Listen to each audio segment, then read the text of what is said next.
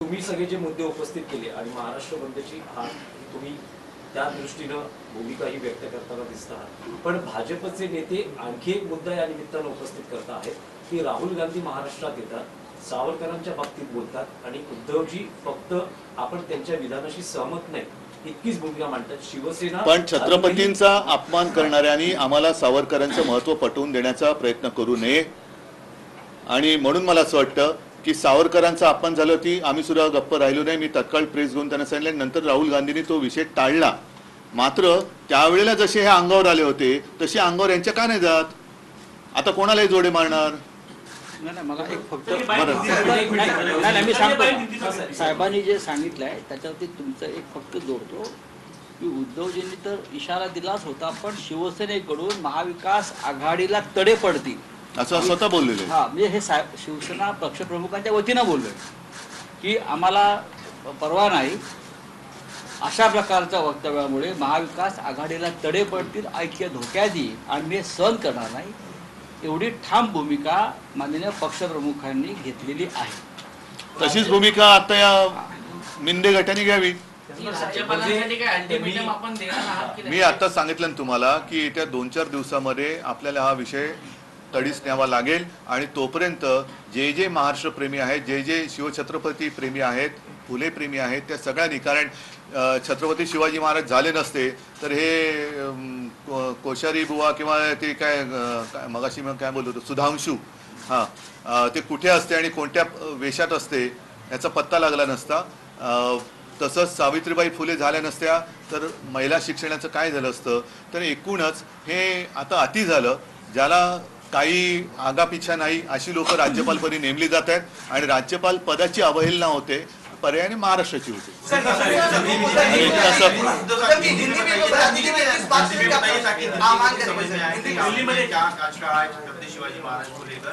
नहीं, मैंने जैसे अभी अभी कहा कि पिछले कुछ दिनों में हम लगातार ये देख रहे हैं कि महाराष्ट्र का अपमान होते जा रहा है. एक तो जब से ये मिंदे सरकार महाराष्ट्र में आई है उसके बाद लगातार सिलसिला जारी है कि महाराष्ट्र से एक एक करके उद्योग बाहर जा रहे हैं. उद्योग बाहर जा रही है, इसमें कमी पड़ रही है. इसलिए हमारे जो राज्यपाल महोदय, मैं उनको राज्यपाल महोदय नहीं कहूँगा आपसे, क्योंकि राज्यपाल पद का आदर करना चाहिए और जिसका आदर मैं करता हूँ, लेकिन इस व्यक्ति कोश्यारी बार बार महाराष्ट्र के खिलाफ या महाराष्ट्र का अपमान करते जा रही है. कुछ दिनों पहले उन्होंने हमारे सावित्रीबाई फुले के बारे में कुछ गलत कहा. उसके पहले मुंबई ठाणे में रहने वाले मराठी लोगों का अपमान किया. और अब तो हद हो गई. हमारे जो दैवत है छत्रपति शिवाजी महाराज, उनको उन्होंने पुराने आदर्श कर उनका उल्लेख किया. ये पुराना आदर्श क्या होता है? और इसलिए हमारे जो जिला प्रमुख है, मुझे लगता है कोल्हापुर के जिला प्रमुख, उन्होंने एक अच्छा मिसाल दिया. उन्होंने कहा बाप तो बाप होता है, नया बाप पुराना बाप ये क्या चीज़ होती है? तो ऐसे जो लोग होते हैं इनको तुरंत यहाँ से हटाना चाहिए. और मैंने जैसे कहा कि अब 1-2 विषय पर विवाद या चर्चा हो रही है.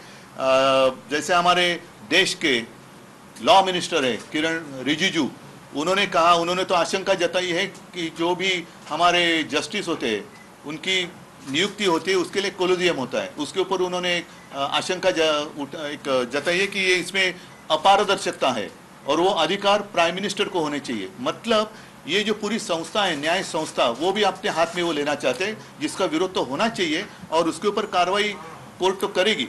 साथ ही साथ और एक विवाद चल रहा है, एक केस चल रही है सुप्रीम कोर्ट में इलेक्शन कमिश्नर के बारे में.